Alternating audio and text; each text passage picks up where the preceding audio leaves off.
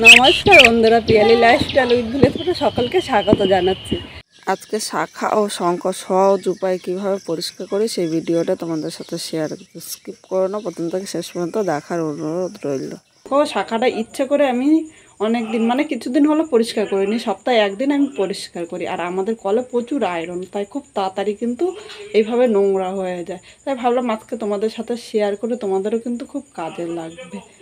এখানে আমি একটা বাটি নিলাম। এবার এর মধ্যে আমি আগে থেকে গরম জল করে রেখেছিলাম, এর মধ্যে গরম জলটা নিয়ে নিলাম। অবশ্য তোমরা কিন্তু উষ্ণ গরম জল নেবে, খুব বেশি গরম জল নিতে হবে না। এবার এখানে আমি 1 চামচ ডিটারজেন্ট পাউডার দিলাম। তোমরা যে কোনো ডিটারজেন্ট পাউডার এর সাথে নিয়ে নিতে পারো। এর সাথে আমি 1/2 চামচ বেকিং সোডা দিয়েছি। আর এখানে আমি ভিনিগার নিয়েছি, তোমরা ভিনিগারের পরিবর্তে কিন্তু লেবুর রসও দিয়ে দিতে পারো। এখানে আমি 1 মুটকি ভিনিগার দিয়ে দিলাম। আমি এই জলের মধ্যে প্রথমে এই শাখাগুলো নিয়ে নিলাম, এরপরে আমি এই শঙ্খটা জলের মধ্যে দিয়ে দিলাম। এইভাবে একটুখানি উল্টিয়ে পাল্টিয়ে শঙ্খটা আমি ভিজিয়ে নেব। এবার শঙ্খটা আমি এখানে 5 থেকে 7 মিনিট এইভাবে রেখে দেবো। যেন হয়ে গিয়েছে। এবার 7 মিনিট পর তোমাদের সাথে আবার ফিরে আসছি। 7 মিনিট পর চলে এসেছে। শঙ্খটা আবার উল্টিয়ে এই পিঠ দিলাম। দেখো এই পিঠটা উল্টিয়ে রাখাতে এই শঙ্খটা দেখেছো। এখনও কিন্তু আমি সেরকম ডলা বা কিছুই করিনি, তাতে দেখো শঙ্খটা কত পরিষ্কার হয়েছে। এবার উল্টিয়ে এই পিঠটাও রেখে দেবো। প্রথমে আমি এই শাখাগুলো পরিষ্কার করে দিচ্ছি। শঙ্খটা আমাদের যেহেতু পুজোর কাজে ব্যবহার করা হয়, তাই কিন্তু আমি নতুন একটা বিরাস নিয়েছি। কারণ আমরা পুজোর কাজে কিন্তু মুখে ব্যবহার করা বিরাস ব্যবহার করব না। এবার এইভাবে একটু শাখাটা আগে ডলে নেব। এবার বিরাজ দিয়ে শাখাটা এইভাবে আগে একটুখানি ঘষে নিচ্ছি। একবার ঘষাতে শাখাটা কতটা পরিষ্কার হয়েছে তোমাদের আমি দেখাবো।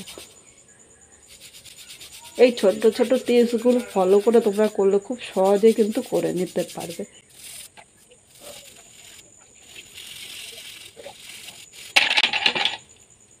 দেখো শাখাটা একবার ডলেছি, আর একবার একটুখানি ডলে নেবো, কারণ শাখাটা আমার অনেক দিন পরিষ্কার করা হয়নি। আর আমাদের গ্রামের বাড়িতে কিন্তু প্রচণ্ড আমাদের কাঠে রান্না করতে হয়। তারপরে ধরো বাড়িতে গরু বাছুর সব কিছুই আছে, তাই আমাদের জিনিস শাখাটা কিন্তু খুব তাড়াতাড়ি নোংরা হয়ে যায়। যে শাখা বা শঙ্খ খুব নোংরা হয়, এইভাবে করে নিতে পারো। অল্প সময়ে কিন্তু তোমরা করে নিতে পারবে। বন্ধুরা শাখাটা পরিষ্কার করে নিয়েছি। এবার একবার আমি ধুয়ে তোমাদের দেখাচ্ছি। দেখো 5 মিনিট ভিজিয়ে রাখাতে শাখাটা কতটা পরিষ্কার হয়েছে। এবার একইভাবে শঙ্খটা আমি পরিষ্কার করে নেব। আর শুধু ভিজিয়ে রাখাতে তোমরা শঙ্খটা এখন দেখো। এবার আমি পরিষ্কার করে নেবো। শুধু ভিজিয়ে রাখাতে শঙ্খটা কতটা পরিষ্কার হয়েছে দেখেছো। আমি 5 মিনিট রেখেছি, তোমরা ইচ্ছে করলে কিন্তু আরও 5 মিনিট বেশি রাখতে পারো। একদম এর উপরে দিয়ে ময়লাগুলো থাকবে, খুব সহজে ময়লাটা কিন্তু ছেড়ে দেবে। আর খুব সহজ উপায়ে তোমাদের এই শাখা ও শঙ্খটা আমি পরিষ্কার করে দেখাবো। এবার এই ভেতরটা একটুখানি আমি এইভাবে ডলে নিলাম। যতটা পারবে শঙ্খর ভেতর এইভাবে পরিষ্কার করে নেবে।